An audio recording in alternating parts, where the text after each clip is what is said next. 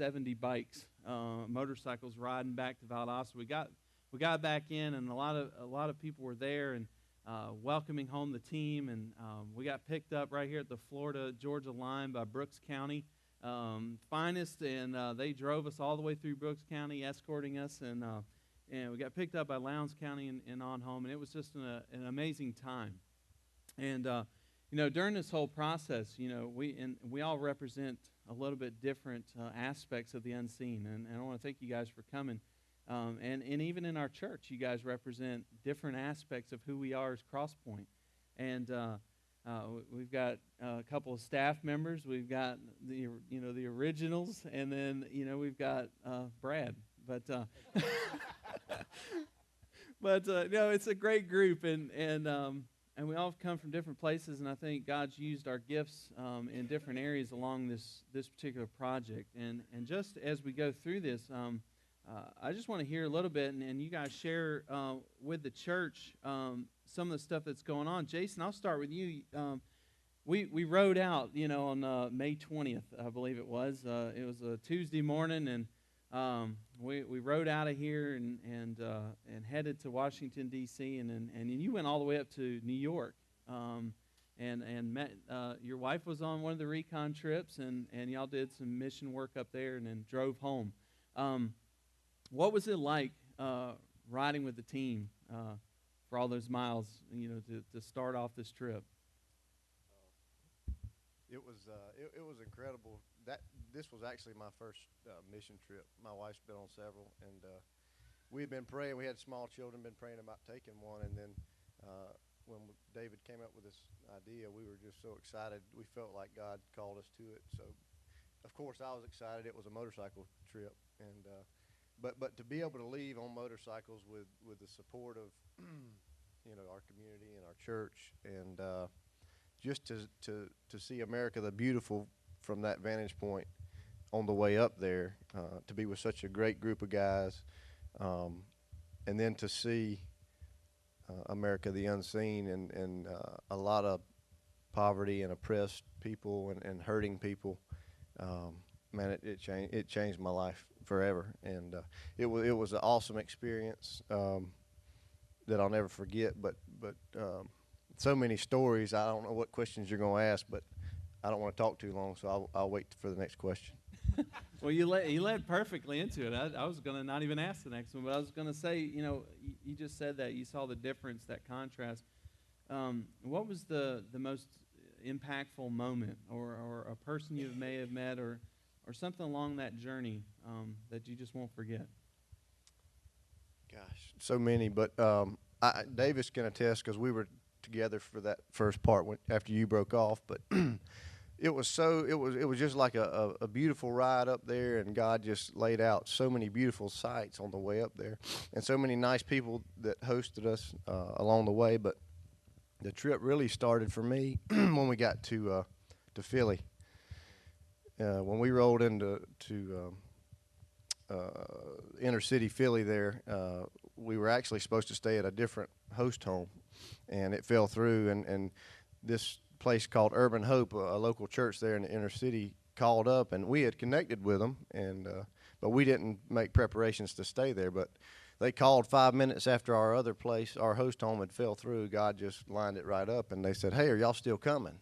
We had no plans of coming, but God knew we were supposed to go there. And we were like, "Man, that's awesome." Yeah, we were in Maryland, and we left there and went to Philly, and 3.5 hours later, we're in a place that scared me to death, to be honest.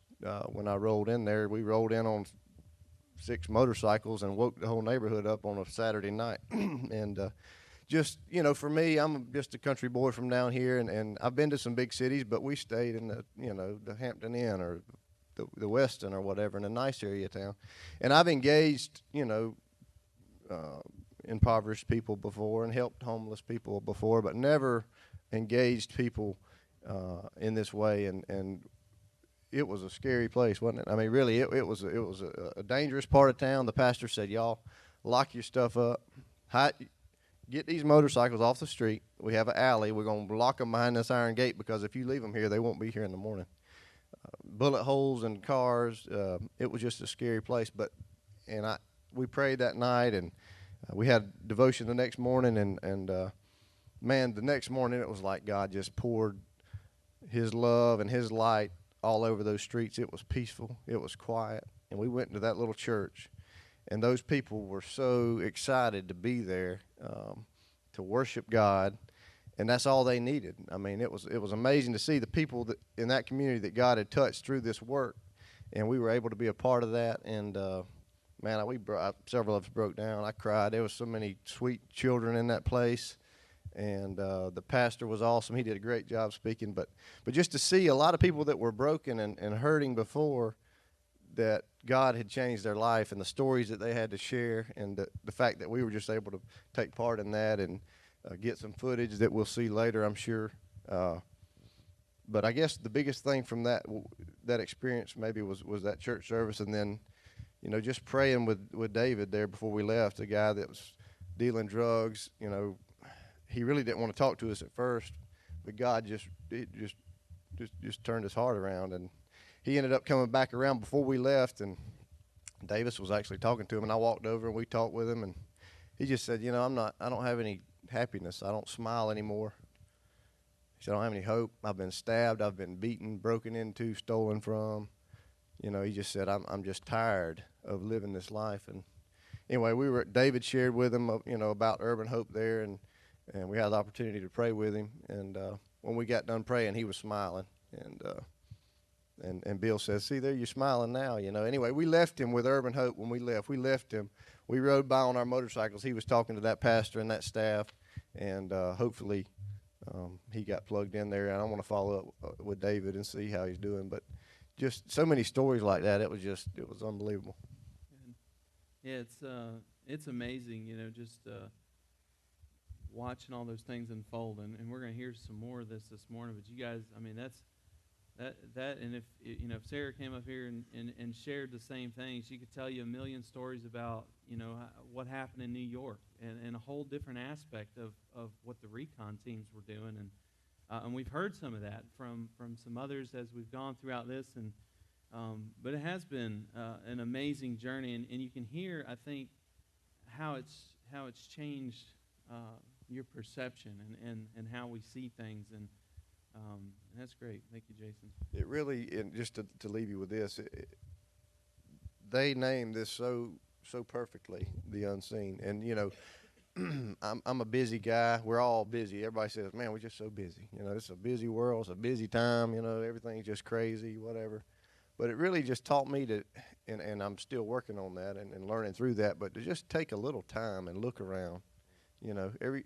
There's hurting people out there everywhere that just need you to listen. I mean, the homeless people there in New York that we ministered to and loved on, I mean, they just really just wanted somebody to listen to them and engage them. I mean, they're people just like us, and it's just so easy to be busy and just walk right by them. I got to be somewhere. I'm you think about it, but just to listen to that tugging in your heart and just take a moment just to see the unseen. That was the biggest thing that I took from the whole trip. Thank you, Jason. Brad, I'm gonna go to you next, and Brad is he's our resident professor, and but Brad has been a member of Crosspoint now for several years, and been involved in a lot of different things. And Brad's an educator, and so he's a teacher by trade, and this opportunity came along to lead a recon team to Arkansas, but this wasn't your first time leading a mission team. This was your first mission trip, right? Yes, it sure was. Tell us a little bit about what was the recon teams? What was the whole purpose of that, and what did you guys do? Just to qualify that first time of being a mission trip leader, when Michael Buffalo contacted me and asked me about doing it, I texted him back. I said, I've never been on a mission trip. Doesn't that disqualify me? And he said, we'll talk about it. And I was talking with my wife, Laura, and she said, if you can take 150 8th graders to Savannah overnight, she said, you can take 10 adults off to wherever you're supposed to go. I said, you're right. They won't be as squirrely. So, Or and so you thought. yeah, that's what I thought. Yeah, but Easier on the 8th graders. yeah. So the whole thing behind the recon team was just to go and find out what is out there, what are other ministries doing to impact their communities, and how can we bring what they're doing back to Valdosta, back to Quitman, and model that to impact our communities for Christ. And to boil it all down, we went to give, we went to serve, we went to see change in people's lives. But I think the people who changed the most were the folks who went, and me being one of those people. We saw we went to Northwest Arkansas, which the whole story behind going to Arkansas is a story in of itself. Originally, this was supposed to be the Oklahoma City recon team, and there was a pastor there by the name of James Bond, and no lie, James Bond, and we could not get in touch with James Bond, and so things opened up, and Laura's cousin is actually, my wife's cousin is actually a pastor on staff at Cross Church in Arkansas, and contacted him, and he said, we'd love to have you. And so the Oklahoma recon team became the Arkansas recon team, and we went up to Northwest Arkansas. I've never been west of the Mississippi River, but that is some of the most beautiful country I think I've ever seen. We were at the foot of the Ozark Mountains, and just the contrast between Valdosta is okay, Quitman's okay, but Northwest Arkansas is beautiful, but to go there, and we worked at a campus. Very interesting. Very similar story at that campus is about this campus. Very similar stories between the two campuses. But that area where that church was located was 70% unchurched. There are 38 different languages that were spoken. That area of Arkansas is home to the headquarters of J.B. Hunt Trucking, Tyson Foods, and Walmart. And so there's a huge contrast in economic levels there. There's almost no middle ground. It's you have the people who are involved in those industries, and you have those who are not. But just our opportunity to go around and work in the community around the College Avenue campus is what it was called, was very impactful. My team was very small. We only had 5 people, which left less room for someone to hide when something uncomfortable came about. Somebody needed to share a testimony, somebody needed to teach. We all took turns doing one thing or the other. But it was amazing to me, and I've heard this said over and over again, that no matter what station of life the person was in that we talked to, homeless, living in Section 8 housing, or able to provide for their family, the thing they appreciated the most was the gift of time, the fact that we would be willing to invest our lives into talking to them and getting to know them, but leaving with them also the eternal truth of the gospel, and giving them something to think about, something to evaluate. We saw some people who made transformation decisions and who decided to follow Christ. We saw people who were confronted with the gospel for the first time. But I think the thing that hit me the most was the kids. We went to Section 8 housing, and I may have totally just blown your question out of the water, but I'm sorry. You're actually answering the next two, all right, so I don't even have to talk. Well, but the church there has a ministry called Impact Club, and it's the coolest thing. It's a boxed van with the side cut out, and it lets down as a stage. And they go to different communities, different apartment complexes, Section 8 housing, and they'll go around on a PA system announcing Impact Club, and kids just come running. And they have a Bible lesson, and at one of these areas, one of the people groups that are in this area is the Marshallese, people from the Marshall Islands, and they were somewhat displaced several years ago because of nuclear testing that the United States did on the Marshall Islands out in the Pacific Ocean, and so they kind of gave them a passage to come here, I guess, and so a lot of them settled in Northwest Arkansas. But those kids, biggest prettiest smiles, big eyes, and absolutely, the team fell in love with them. And we literally had to peel them off of us to leave. And they were running down the street, waving at us. We were driving down, leaving the area. But they just absolutely loved us because we loved on them a little bit.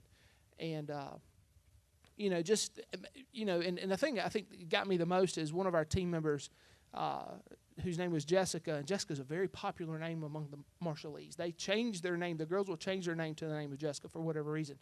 But these little girls were coming up to Jessica, and they had nothing else, but they would get a little stuffed animal for being a good student at the end of the Bible lesson, and they were coming up and giving Jessica their stuffed animal. And, and it just kind of, tore me up a little bit, to be honest, but I've learned that, we can all bring $1. We can all give $5. We can give whatever. We can invest a little time serving here and serving there. But I think where the rubber meets the road is when I'm willing to give my one-on-one, my attention to somebody, show them who I am, show them Christ in me, and be willing to get my hands dirty and serve those. And that's kind of the biggest thing that's challenged me, is to stop hiding behind the other things I can do and get involved in the hands-on stuff a little bit more. That's right. That's perfect. I saw there was a video on Facebook this week, and there was a guy that was he was obviously affluent. He was okay. He was doing well for himself, and they did this as a social experiment. The guy bought a pizza, and they had a random kid walk up and say, "Hey, can I get a slice of pizza?" And the guy says, "No, get away from me." And he obviously could have spared a slice. And then they go and they give a pizza to a random homeless man as he's sitting there, and they send the same kid over and say, "Can I get a slice of pizza?" And he's like, "Sure." There's no hesitation. The whole thing was, a lot of times we've been blessed. We get very comfortable in that, and we want to hang on to everything that we've been given. And that applies. I watched that video and I thought, man, how much does that apply to us and the gospel, the good news of Jesus, that we've gotten very comfortable with our grace and we've been forgiven. But we either find ourselves not willing to forgive others, or we just don't share that love with anyone. So I appreciate that. And that answered my other questions. You rolled them all into one. So that was perfect.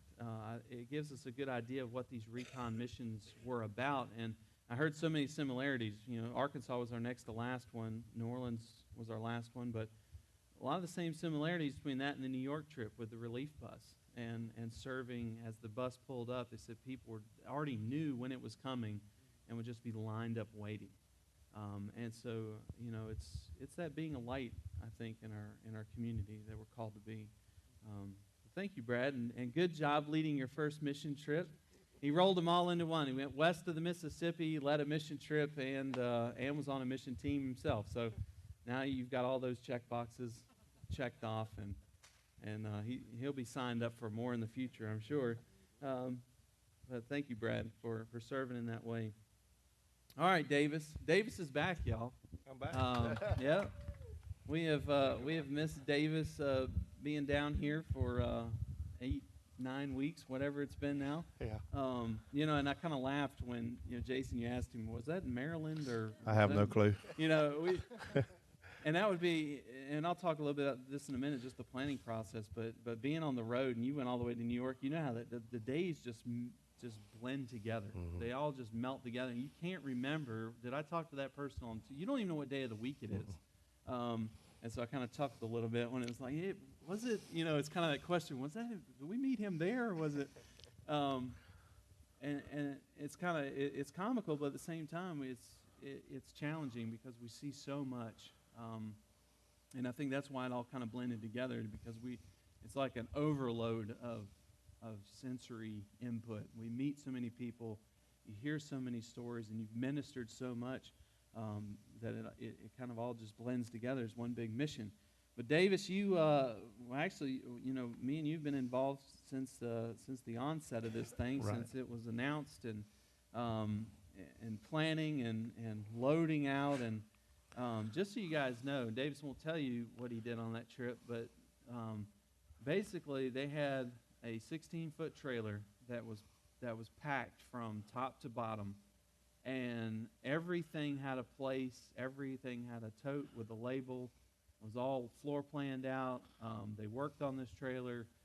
Was able to put your bike in there and as a backup, which we needed a couple times. Sometimes just pulled out for fun. And but this thing was loaded out. Now, let me tell you, from personal experience, I showed up. The first part, I didn't have to camp with them. I rode up with them to D.C., but hung out with my family and stuff like that. But we, when we went out to Vegas, we flew into Vegas. We get in whatever time it was, and all I remember from Vegas is walking out of that airport into an oven.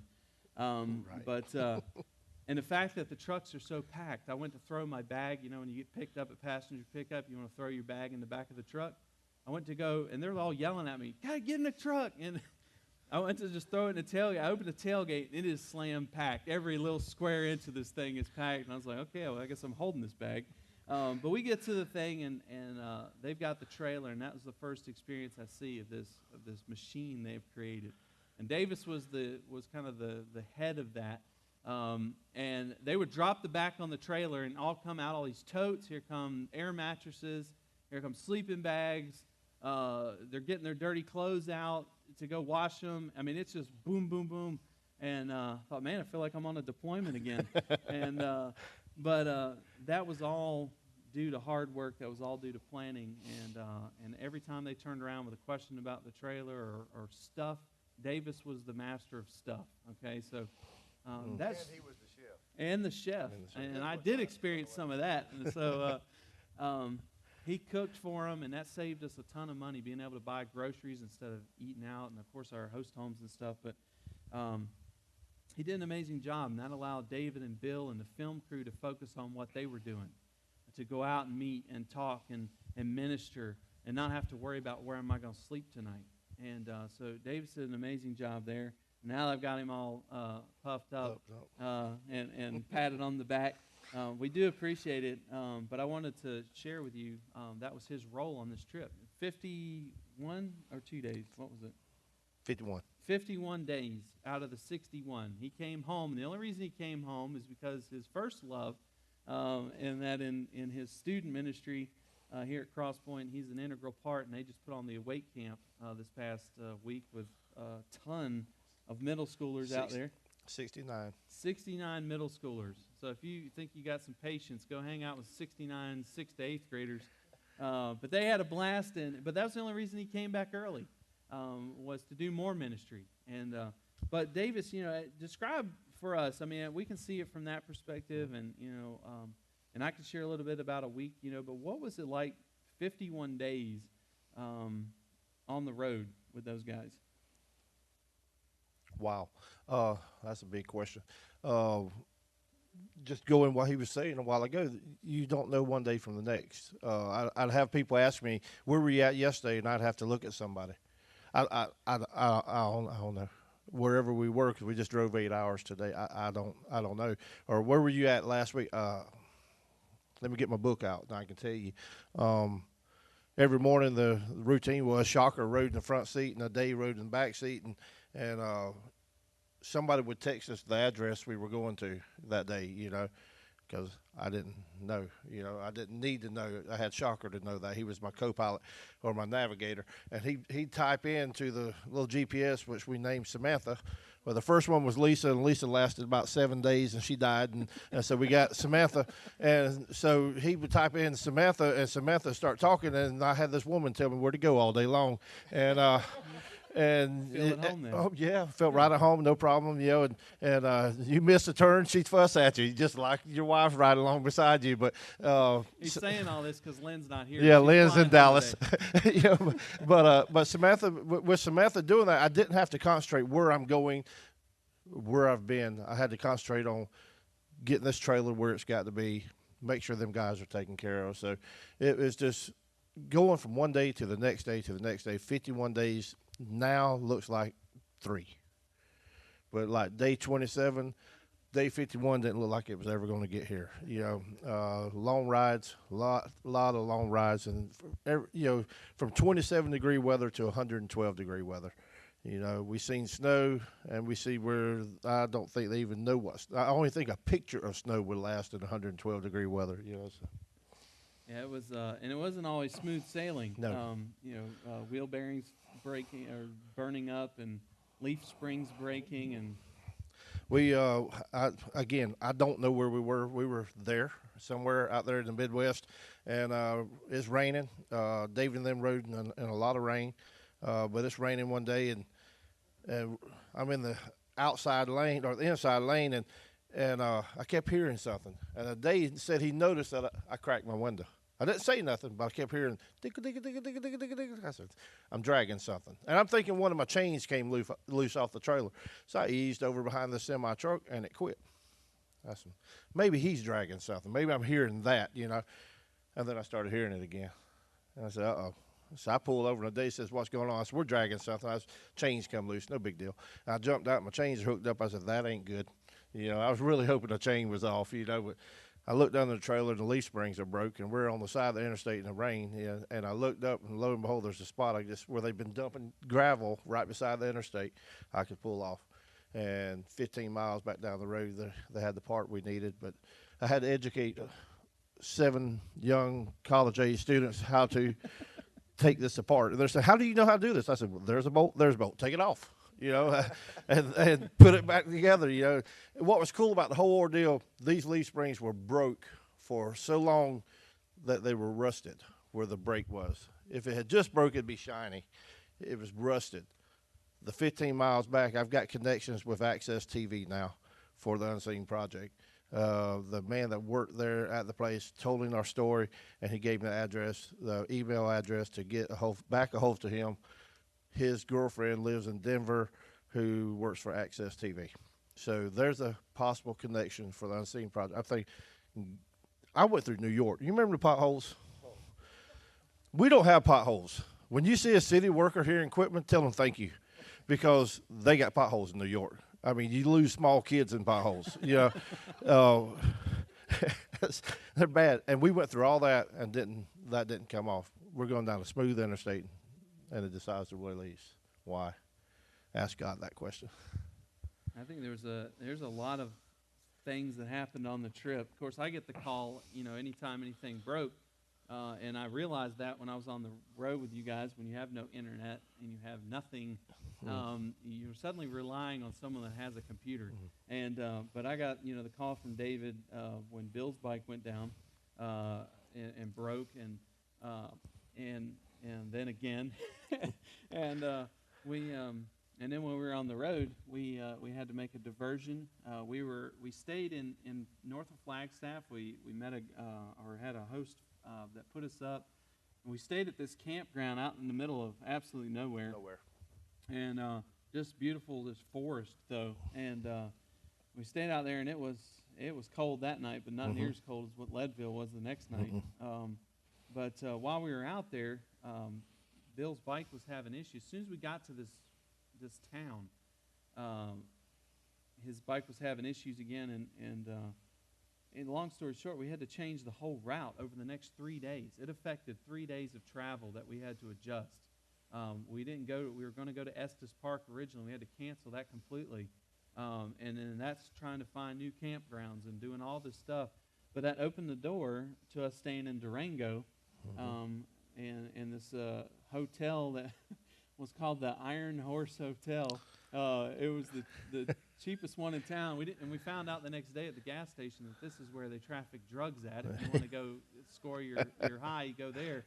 And the guy at the gas station said, "Where'd you guys stay last night?" And we told him. He's like, "Oh, I guess you are about the UnSeen, because let me tell you about that hotel." But and we all just kind of looked at each other like, "All right, well, we're heading up the road now." But they went ahead, and we get to these places, and the whole thing had to change. We wouldn't have gone to Durango at all. We had no plans of stopping in Durango. Well, guess what? At the hotel we stop at, the lady that's working the counter, the manager, she asks, "What's the UnSeen project?" And a whole story unfolds. that night, and she tells us that she was homeless, and the reason she was homeless because she was living with a guy, and he started abusing her and basically threw her out, and she had nowhere. She had no family, nothing, and was on the street, and basically had decided to follow Christ and to get to focus her life on getting back on her feet and all this kind of thing. And anyway, doors had opened up, and she was the manager at this hotel now, the very hotel that we stayed at, and one of the only hotels that had openings. Mm-hmm. And there was a campground next door, Mm-hmm. but it was actually cheaper to stay at the hotel. Now we know why. Mm-hmm. But we would have never gone there.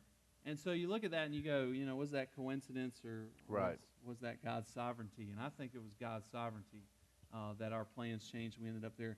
What was one of those events, one of those times where you just found yourself in a place and after hearing someone's story or praying with them or just being there, you thought to yourself, I'm not going to be the same after this?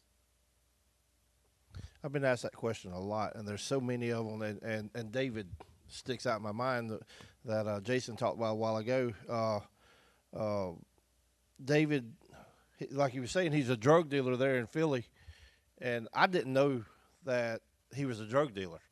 I mean, one block from where the church was it was the number one meth area in the United States. The people walk around and look like zombies. I stayed back at the church, again, security, because we were real nervous about where we were, and so I stayed back at the church just talking to people that's walking by on the street.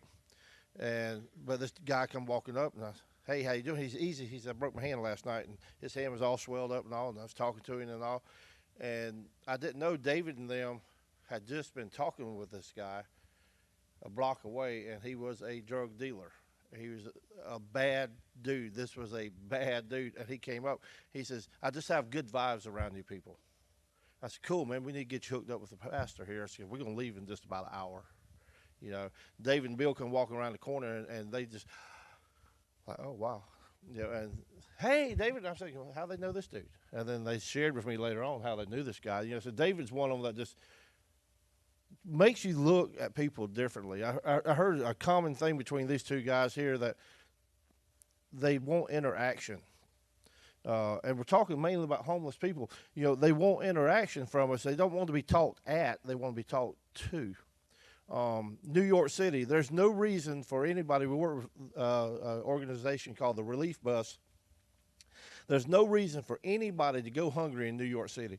There's over 1,000 places you can get free food every day. And this ain't a sandwich. This is hot meals every day, over 1,000 places in New York City.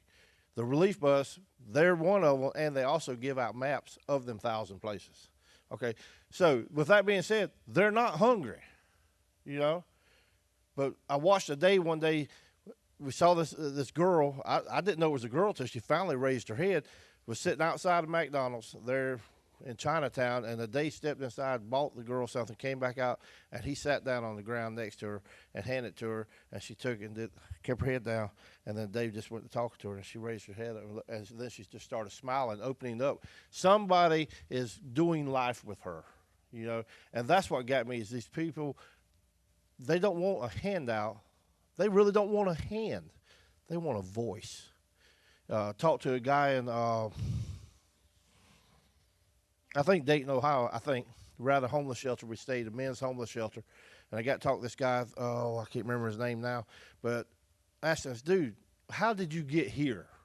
Because this guy didn't look like he belonged. I mean, we stereotype, and we can't help you. Everyone, you can picture what a homeless person looks like to you right now. This dude did not fit that bill. Okay, how did you get here? And he said, "Well, I used to work at the mill right up here, and he was making $28 an hour. And he come home one day and he called his wife in bed with another man, and he commenced to beating him. He didn't kill him, but it's bad enough that they put him in prison for 6 months, something like that. He got out. His wife has done divorced him, took his kids, took all his stuff, threw it out in the yard, sold the house, and took his kids and gone. He has nothing. He says, I'm trying to get back on the mill. He says, and they're helping me here get back on the mill, and this is something I've never thought of. He said, what has stopped me for this, I think he'd been out for 7 or 8 months. He says, I didn't have an address. He said, I need an address to fill out a resume. I ain't never thought of that. But they're helping him get that, with the address. People like that, that's opened up my eyes to that unseen person. Stop. Yeah, I have stopped and bought something from McDonald's and handed somebody out the truck window that's standing on the side of the road. Here, I didn't interact with this person. I didn't stop and spend time. I'm too busy. We got to slow down. We need to take advice from our friends down in the Caribbean. Don't worry. Be happy. No problems, no worries, man. Slow down. Slow down. We got to slow. These are people. When you see these girls, now I love my daughter. And y'all know I love my daughter. You see these girls, it breaks my heart to know that somewhere, sometime in her life, she bounced on daddy's knee or mama's knee. What got them to this point? What happened to bring you here? I'll never know. I hope I'm never homeless, but the fact that they're there and we're here and we've got so much to offer. You know what they wanted? You know what they really wanted when we were on Skid Row? Socks. Know what they wanted in Haiti? Shoes. None of them asked me for no food. It's a wonder. Take care of your feet. They want something that they can stand up on, and they can stand up when we help them out. They can stand up when we can be their voice for them. They need an address. They need a friend. Skid Row was, how many square blocks was that? You wasn't there, were you? No, you wasn't. Were you there? I don't know. 55 square blocks of homeless people as far as you can see. Tents set up on the sidewalk. A curb, a shelter, a spot, anywhere, just lay down in the sidewalk. Homeless. They're doing community together. So We, all these things are. We've seen that all over the country, and we're going to see a video that's going to show us these stories and has documented all that. But it really becomes real, I think. And Jason, you nailed it. When we slow down, and you said too, Davis, when we slow down and stop and see it. Monday morning, I had a million things to do. Mondays are terrible, you got a million things to do, and I got my mind's running and going and all this stuff, and I pull up to the Valdosta campus, and we've got a homeless guy that's laying out there on our sidewalk underneath the mailbox. And so I see him, and I actually woke him up because I was on my motorcycle, and I pull up under the thing, and I woke him up, but he resettled and went back to sleep. And I was looking at him, I thought, how many times would I got a million things to do. I could just go in my office and do my thing. And what was so terrible about that when I was thinking of it was I'm going to use the excuse I'm doing ministry. I got a million church members I need to take care of and do, and I got to do ministry, and I got to think about this event that's coming up on Saturday and the welcome home, and I got people to call and things to do. And I almost did it. I almost walked around and went to my office, but I stopped and I looked at him and I thought, you know what? What does that guy need? And let me just paint the picture. The guy's laying out. He's got on some khaki pants. Does not have a shirt on.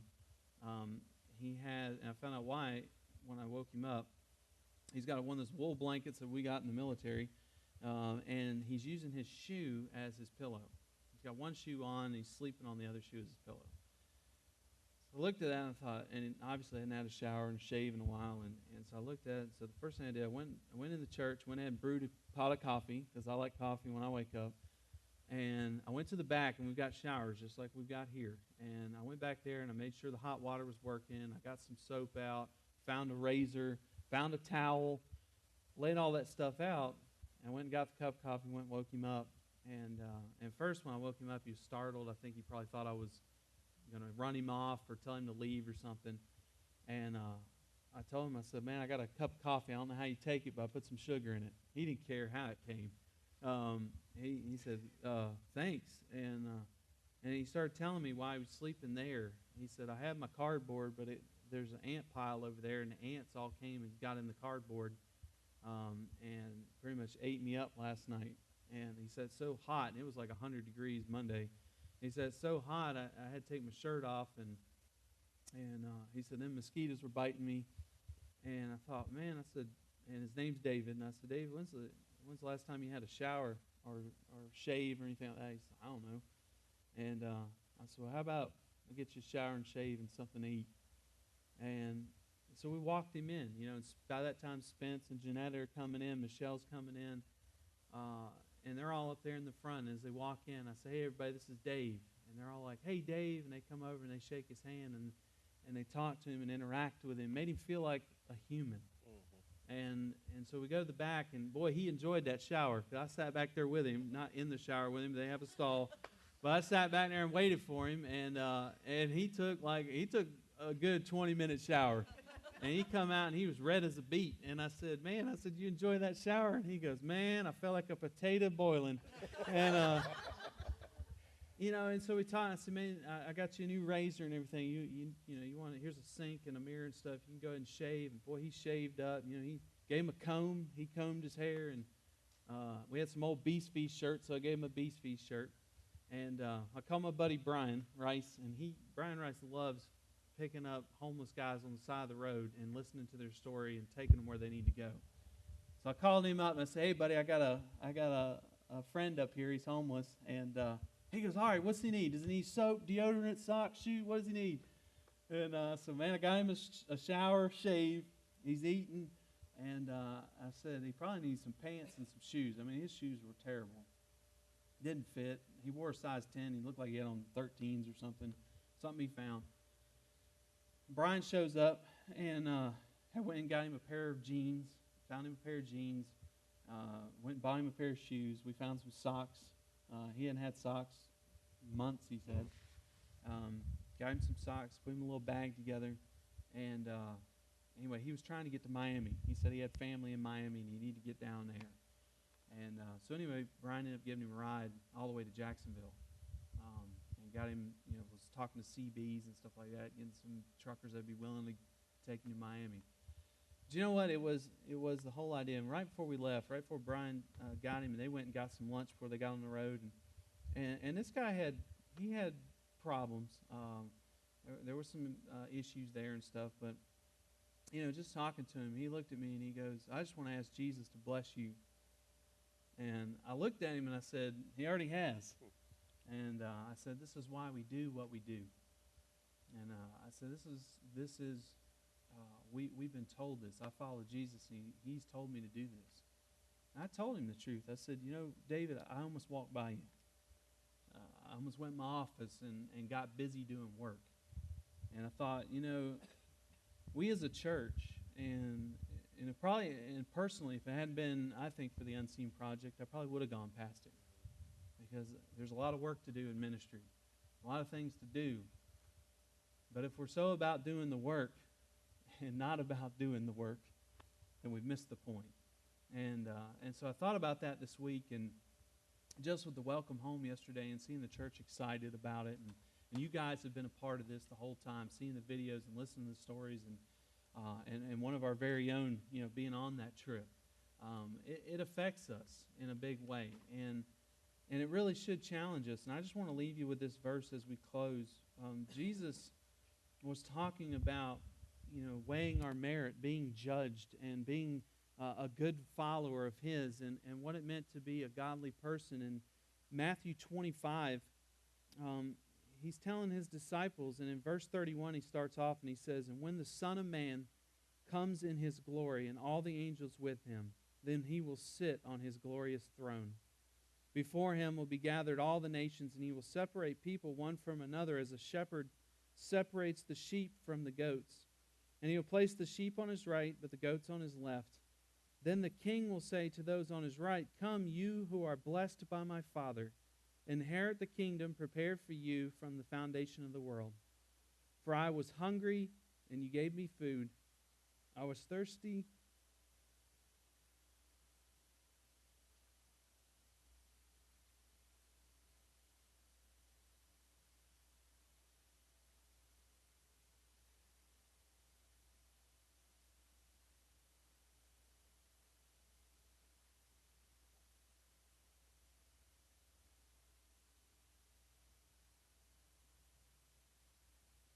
I was thirsty, and you gave me a drink.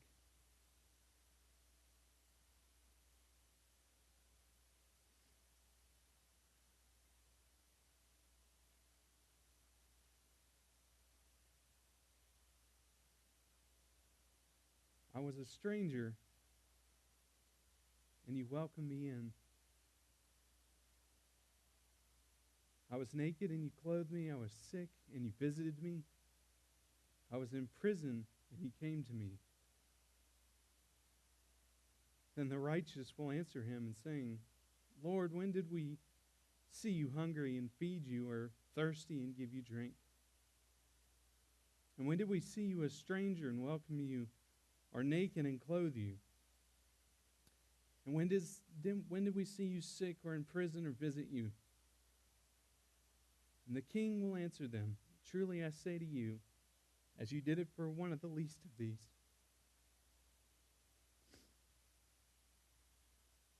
my brothers, you did it to me. One thing that I saw in this passage is that he doesn't say, when he talks to the pastors, or when he talks to the deacons, or when he talks to the Sunday school teachers, or leaders in the church, he says when he talks to the righteous.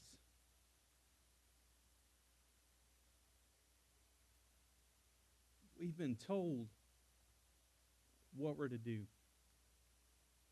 And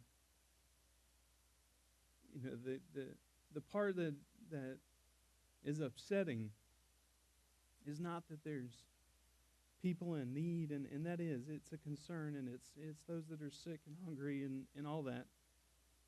The part that's upsetting is how many times we've walked past it.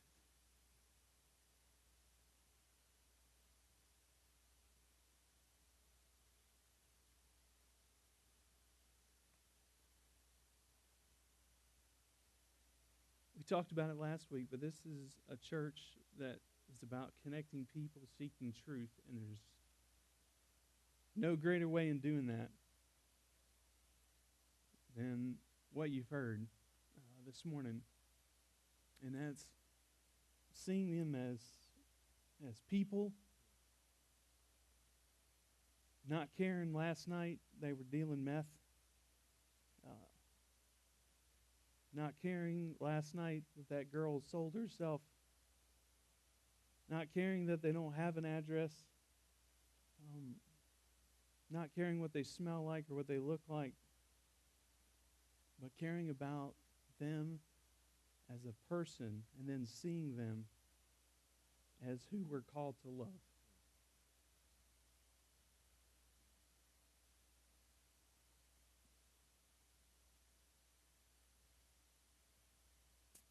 Jesus' own words, he said, you do it to those, you did it for me.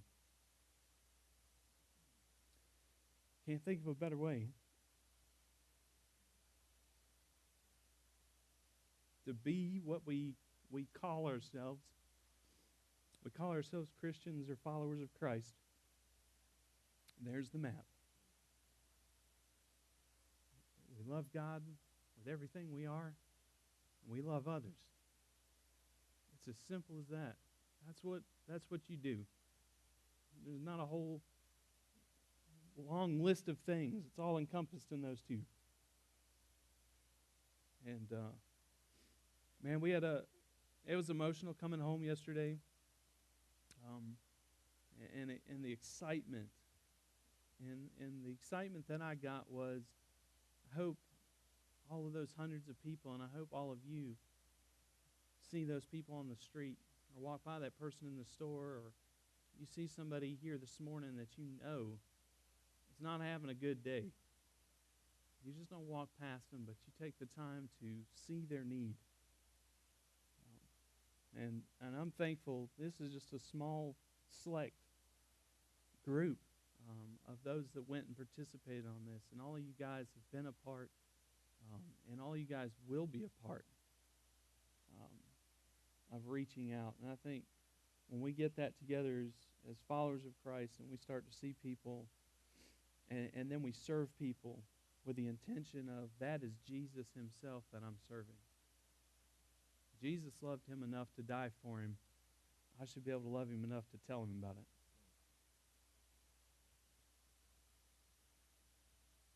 Well, thank you, gentlemen. I'm going to attempt to pray. You hear it 100 times from me, and I've heard it before. But when you're preparing and looking at Scripture, it's what you guys get preached is what God's already preached.